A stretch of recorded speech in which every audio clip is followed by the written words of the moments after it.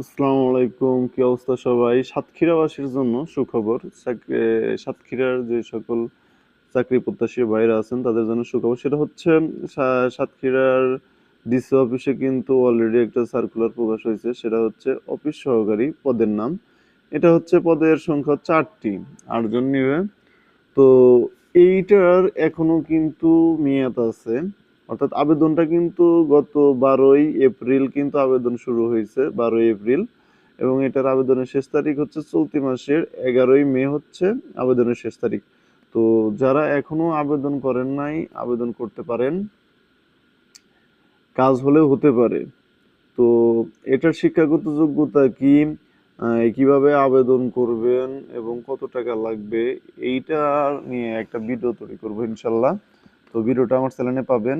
এবং চাকরি প্রত্যাশী ভাইরা যদি আপনারা নির্দ্বিধায় যে চাকরি বিষয়ে যদি কোনো খবর পেতে চান, অবশ্যই আমার চ্যানেলটা সাবস্ক্রাইব করে রাখবেন। ধন্যবাদ সবাইকে।